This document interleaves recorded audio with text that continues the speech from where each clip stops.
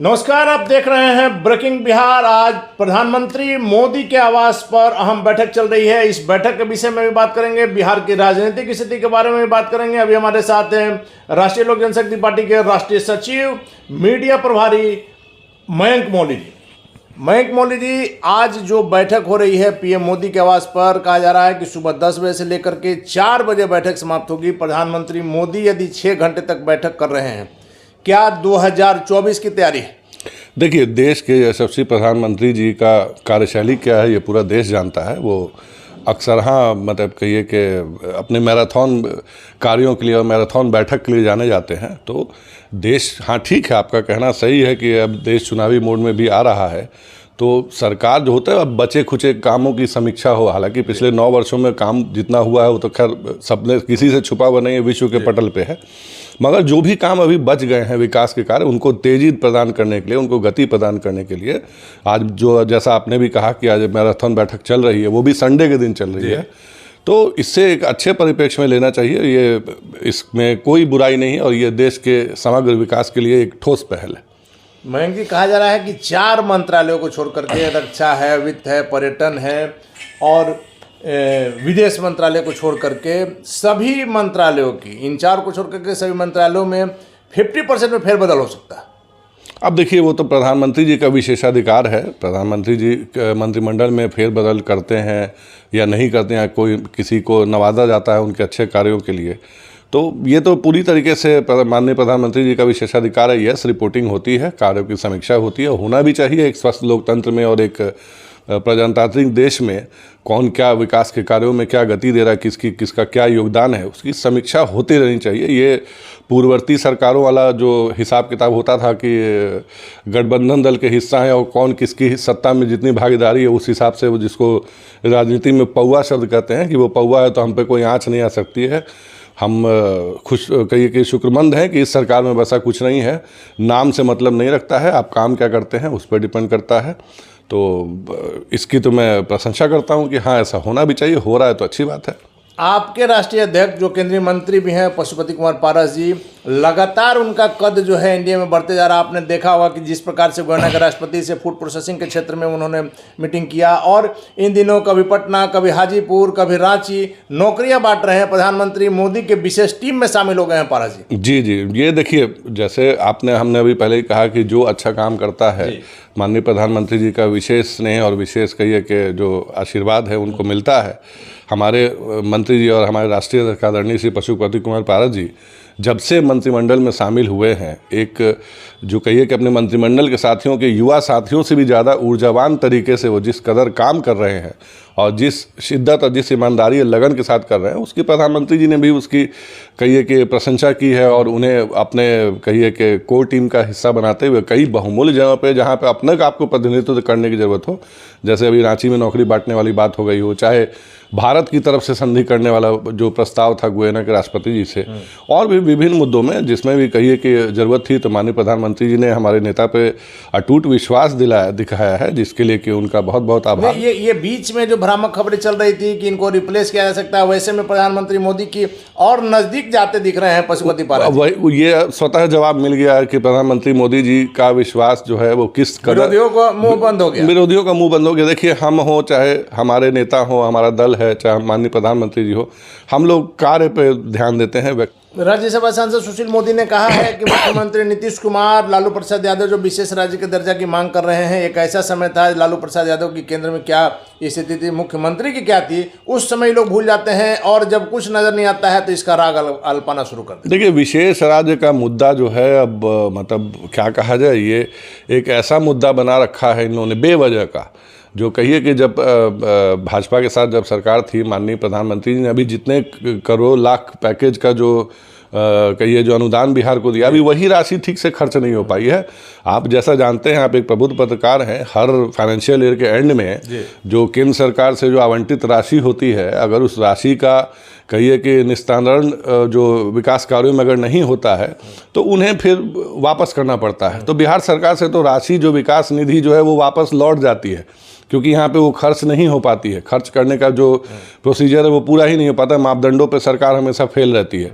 अब विशेष राज्य अगर आप मांग रहे हैं तो ठीक है, हम मानते हैं कि हम बिहार को मिलना भी चाहिए, लेकिन विशेष राज्य के लिए पहले यहाँ पे विशेष परिस्थितियाँ तो पहले बनाइए। आज भी विशेष राज्य की बात करने वाले माननीय मुख्यमंत्री जी 17 सालों से यहाँ पे सत्ता में हैं। बिहार को उन्होंने सिर्फ एक मजदूरों का फैक्ट्री बनाना छोड़ करके यहाँ पे कोई और फैक्ट्री कभी लाए हैं क्या? कभी नहीं। एन कॉलेज में जो समारोह में आए थे उसमें उन्होंने कहा था कि केंद्र जो है कर्ज देने में भी आनाकानी कर रहा है, विशेष राज्य का दर्जा मिलता तो आज बिहार कहीं से कहीं और रहता। देखिए, यहाँ पे पॉलिसी पैरालिसिस है बिहार सरकार में। आपको सिर्फ कहिए कि लिप सर्विस करने से काम नहीं चलेगा, बस कहिए कि शब्दों के लिए बस बोल दिया। उसके लिए कितनी रिपोर्ट, कितनी मीटिंगों और कितनी योजनाओं की बैठकों में गए हैं माननीय मुख्यमंत्री जी, वो तो वैसी बैठकों का बहिष्कार कर रहे हैं और बचते हैं प्रधानमंत्री जी के सामने आने से। अगर आप इतना ही आपको बिहार की चिंता है, आपको प्रधानमंत्री जी बुलाते हैं कहिए कि योजना आयोग की बैठकों में, प्लानिंग कमीशन में, बाकी अलग अलग विभिन्न मुद्दों पर आप वहाँ जाते ही नहीं हैं। आप कभी तेजस्वी जी को भेज देते हैं, कभी बिहार की तरफ से प्रतिनिधित्व जीरो हो जाता है, शून्य हो जाता है, वहाँ कोई जाता ही नहीं। आप यहाँ से अपने मुख्य सचिव तक को नहीं भेजते हैं। फिर आपके जवाब संवादहीनता इस कदर आपने बना रखी है केंद्र के साथ, तो आप किस मुंह से आप कह रहे हैं कि नहीं हमारे तो कर्ज का बात ही नहीं होता।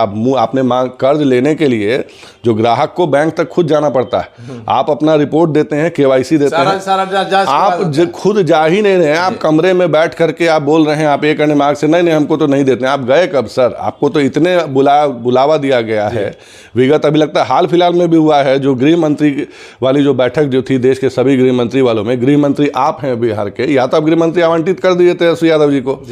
आप तेजस्वी यादव जी को भेज देते हैं, जो कि गृह मंत्रालय नहीं देख रहे हैं। पिछले 17 साल से गृह मंत्री भी आप ही हैं। आप तो ना योजना आयोग की बैठक में बैठते हैं, ना आप ह्यूमन रिसोर्स वाले बैठक में, किसी भी बैठक में नहीं बैठते हैं आप बाकायदा, ना इसमें क्या बोलते हैं आपको, वित्त विभाग की किसी बैठक में बैठते हैं। इवन गृह मंत्रालय पे आप अपने तरफ से प्रतिनिधित्व करके तेजस्वी यादव जी के बैठ देते हैं। तो ये जो विमुखता का जो दौर है, ये बचना चाहिए मुख्यमंत्री जी पर ही एक और सवाल है कि जिस प्रकार से उपेंद्र कुशवाहा ने, आपने देखा 2 दिन पहले जिस प्रकार से PC में जो बोला, हालांकि उपेंद्र कुशवाहा भी बने हुए हैं, दल में रहकर जो विद्रोह कर रहे हैं, किराएदार है कि मकान मालिक?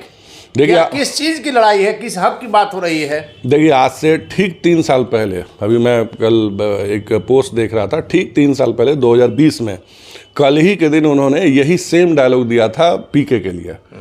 तो उन्होंने वही कहा था कि अगर उनको जाना है तो चले जाएं, हमको कोई दिक्कत नहीं है। उस समय PK के लिए था, इस बार UK के लिए है। इस बार UK के उन्होंने कह दिया हमें चले जाएं। तो ये जो 26 जनवरी से बसंत पंचमी के बीच का दौर है, उस दौर में पता नहीं कुछ क्या खगोलीय, लेकिन उपेंद्र कुशवाहा ने जो कहा कि ऐसे ही बड़े भाई के कहने से अगर छोटा भाई चला जाए। अब देखिए, PK एक राजनीतिक सलाहकार थे, लेकिन उपेंद्र कुशवाहा जी राजनीतिज्ञ हैं, मझे हुए राजनीतिज्ञ हैं, तो लव कुश समाज का अच्छा प्रतिनिधित्व है उनके पास। उन्होंने यहाँ तक सवाल उठाया कि आपकी पार्टी में तो राष्ट्रीय अध्यक्ष तक गए आए हैं। अरे सर, उन्होंने तो यस गए आए हैं, बिल्कुल। जो उनके राष्ट्रीय अध्यक्ष जी गए हैं और क्या क्या विशेष दांतों का प्रकार वो गिनाते थे पब्लिकली, वो किसी से नहीं छुपा हुआ है। तो नीतीश जी तो माने ही जाते हैं इन चीज़ों के लिए। लेकिन उपेंद्र कुशवाहा की नाराजगी क्या गुल खिलाएगी? कहा जा रहा है कि उपेंद्र कुशवाहा को आप लोग का पीछे से वरदान प्राप्त है, एनडीए का कंधे पर हाथ रखा हुआ है। देखिए, एनडीए देश का सबसे बड़ा गठबंधन है और सत्ता में है अभी। ठीक है, उपेंद्र कुशवाहा जी कभी हमारा हिस्सा थे। अब किन परिस्थितियों में या किन के बरगलाने पर उन्होंने 2019 में अपनी बसी बसाई राजनीतिक जीवन में कहिए कि माचिस लगा करके वो इस्तीफा देकर मंत्री पद छोड़ के, उनको पता नहीं किसने क्या सिखा दिया। हमारे माननीय प्रधानमंत्री जी ने तो उन पर विश्वास जता करके उनके शिक्षा मंत्रालय दे रखा था उनको। वो वहीं रह करके जिस कदर आवाज़ उठा सकते थे या जिन मांगों को लेकर के उनको चिंताएं थी, काम कर सकते थे, वो काम वो वहाँ रह के मंत्री पद पर रह के ज़्यादा कर सकते थे, बनिस्पत की 3 सीट पर चुनाव लड़के हार जाने के। तो अब देखिए, अब वो जहाँ गए हैं, हम लोग हमेशा से कहते आए हैं कि जदयू में सत्ता का त्रिकोणीय मुकाबला आज से नहीं चल रहा है, पिछले कई दिनों से चल रहा है। तब त्रिकोणीय मुकाबला। आपके राष्ट्रीय अध्यक्ष केंद्रीय मंत्री पशुपति कुमार पारस जी ने भी कल कहा कि महागठबंधन अब कुछ दिनों की सरकार है। उन्होंने तो डेडलाइन आपको दे रखी है कि होली तक, देखिए होली तक इस सरकार का होलिका दहन हो जाएगा, इस महागठबंधन की सरकार का। एक और मुख्यमंत्री पर ही सवाल है मयंक जी, कल आपके जो संस्थापक रहे हैं स्वर्गीय रामविलास पासवान के गांव अलौली खगड़िया, जो उनका गृह क्षेत्र रहा है, वहां गए थे मुख्यमंत्री। वहां उन्होंने साफ तौर पर कहा, वहां के जो विधायक हैं संजीव कुमार, उनके पिता जो पूर्व मंत्री परिवहन मंत्री थे आर्यन सिंह, उनको कहा कि आप इनसे पूछिए कि पहले क्या था अलौली में, खगड़िया में लोग नाव से आते जाते थे, यहाँ तक कि स्वर्गीय रामविलास पासवान का जो गांव है उस गांव में नाव से लोग आते थे। उस गांव में सड़क, उनके घर तक सड़क हमने बनवाई और हम ही बनवा रहे हैं। कोरोना के कारण थोड़ा देरी हुआ, नहीं तो जो भी काम हुआ है हमने किया है। देखिए, इसी में मुख्यमंत्री जी का जवाब जो आप पूछ रहे हैं इसी में छुपा हुआ है। प्रदेश में सरकार किसकी है? आपकी है। वो किस जगह आता है? वो क्या यूरोप में आता है या यूके में अलौली आता है? आप ही के अंतर्गत आता है। सोचिए कितने शर्म की बात है कि हमारे संस्थापक स्वर्गीय श्री रामविलास पासवान जी जब 60 के दशक में या 50 के दशक में जब नदी पार करके जब जाते थे पढ़ाई करने के लिए, वो परिस्थितियां वो बता रहे हैं, खुद मुख्यमंत्री जी बता रहे हैं कि विगत 2000 ईस्वी तक भी रही हैं। और वो खुद बता रहे हैं कि 2000 समय लालू जी की सरकार हुआ करती, उनकी सरकार थी, इनके तो आदत है कि अपना चीज़ दूसरे पे टालना। क्या होता था जान लीजिए, पूछ लो अपने माँ बाप से, सबसे कुछ नहीं होता है। अभी ये खुद बोल रहे हैं कि कोरोना आ गया, नहीं तो हम रोड और बनवा देते हैं। मतलब सोचिए, हमारे नेता रहे 40-45 साल का उनका राजनीतिक जीवन रहा, उनका कहिए कि देवासान हुआ, वो चले गए हैं, उसके बाद भी अभी भी वहाँ सड़क बन ही रही है। ये है विकास की रफ्तार। घोंघा भी कहिए कि इनके आगे अगर रेस में लगा दीजिए विकास की रफ्तार में, तो घोंघा फर्स्ट कर जाएगा इनसे। मैं ये कह रहा हूँ कि माननीय मुख्यमंत्री जी जैसे अब देखिए, आज हम लोग जी रहे हैं साल 2023 में।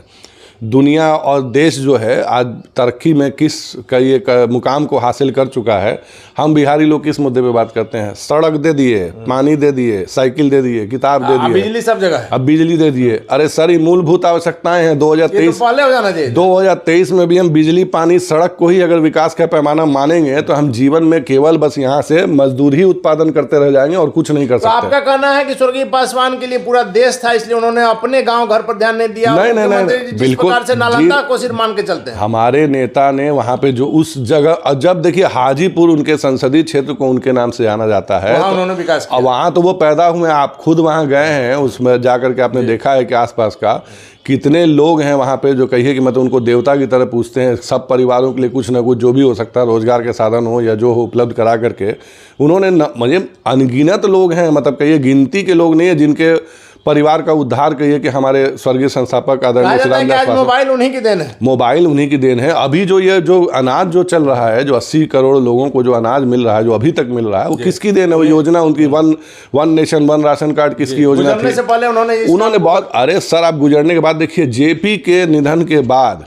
अगर आपने उनको देखा होगा, जब हमारे नेता का देवासन हुआ, जो जिस कदर कहिए कि वो जेपी सेतु जाम हुआ, या जो लोग आए थे लाखों की संख्या में, इतने लोग जो कि किसी प्रायोजित कार्यक्रम के तहत नहीं, स्वयं से आए थे अपने नेता को कहिए श्रद्धांजलि देने के लिए। वैसा विहंगम दृश्य किसी ने नहीं देखा है जेपी जी के बाद आज तक। तो जेपी के कहिए कि शिष्य होने के नाते इससे भी श्रद्धांजलि कोई क्या हो सकती है भैया? कि देखिए, जेपी के बराबर के कद का उनका जो शिष्य कभी हुआ करते थे, उनको लोगों ने सर आंखों पे सहारा और मैंने उन्हें श्रद्धांजलि देने अश्रुपूरित श्रद्धांजलि दी। और आज भी उनका नाम लेकर के आप कहीं भी देश में चले जाइए, एक व्यक्ति आपको उनका विरोध करता हुआ नहीं दिखेगा, क्योंकि उनका स्वभाव, उनका आचरण, उनका लोगों के प्रति किया वकार और सर्व जातीय उन्हें आप किसी एक जाति में, एक धर्म में आप बांध के नहीं देख सकते। तो उनका तो व्यक्तित्व ही कुछ और है। मैंने इसीलिए उन्हें महामानव की संज्ञा हम लोग देते हैं कि महामानव थे। और आज भी उनके बारे में याद करके मतलब कितने ऐसे परिवार हैं जिनके की आंखें श्रद्धा से भर जाती हैं। मयंक जी, आखिरी सवाल है कि प्रधानमंत्री मोदी पर जो एक डॉक्यूमेंट्री बनी थी, एक चैनल के द्वारा जो बनाया गया था, उस पर लेकर के भी कुछ विवाद सामने आया और उसको लेकर के छात्र संगठन ने जो विरोध किया, उन पर जो लाठियां बरसी, उसे लेकर के आपके संस्थापक स्वर्गीय रामविलास पासवान के पुत्र चिराग पासवान जी ने सपोर्ट किया है। क्या मोदी का विरोध माना जाएगा? जिस प्रकार से उन्होंने कहा कि नहीं, छात्रों का ये साथ जो ये हुआ है गलत है। देखिए, ये बेहद गैर जिम्मेदाराना और शर्मनाक बयान है। अगर ऐसा वो कह रहे हैं तो देखिए, देश के माननीय प्रधानमंत्री जी को SIT ने, तमाम तरीके के एजेंसियों ने, और अब तो सुप्रीम कोर्ट तक से उनको क्लीन चिट मिल गई। 2025 में चुनाव है, टुकड़े टुकड़े गैंग और देश विरोधी ताकतें जो हैं वो कहिए कि प्रबल हावी हो रही हैं कि कैसे भी करके एक प्रोपेगेंडा फैला दिया जाए। और विशेषकर जब से माननीय प्रधानमंत्री जी ने अपने कैडर को, सरकार को और गठबंधन के दलों को जब से निर्देशित किया है कि देश के पासमानदा मुसलमानों की फिक्र कीजिए, उनसे जाइए, मिलिए, और ये मुलाकात राजनीतिक नहीं होनी चाहिए और सबको साथ लेके चलने का जब से वादा किया है, तो इन देश विरोधी ताकतों के पेट में हो रखा है दर्द। अब ये प्रायोजित जिस केस में एक्विटल हो चुका है, जिस केस में कहिए कि उनको बाइज्जत बरी किया गया है और सारी याचिकाएं हमेशा के लिए खारिज कर दी गई हैं, वैसे पे एक विदेशी प्रोपेगेंडा के तहत, जैसे उसके पीछे बीबीसी कोई भगवान थोड़ी हो गया। बीबीसी जो है वो एक देश का एक न्यूज़ एजेंसी है, जैसे हमारे यहाँ की एक एजेंसी है।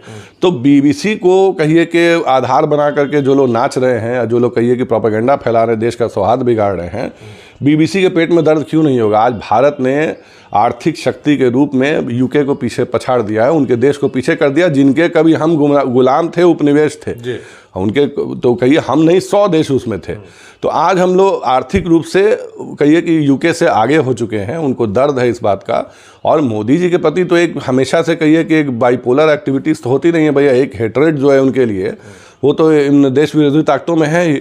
दुख की बात ये है कि अगर इनका बयान चिराग जी का, जिनके बारे में बात कर रहे हैं, अगर ठीक है आप देश विरोधी ताकतों में आपने कहा कि हाँ भैया प्रधानमंत्री जी के बारे में अगर उस पर बात सरकार ने मना कर दिया है, तो इस पर मैं तो बात नहीं करना चाहूँगा, मगर मैं छात्रों के साथ हूँ।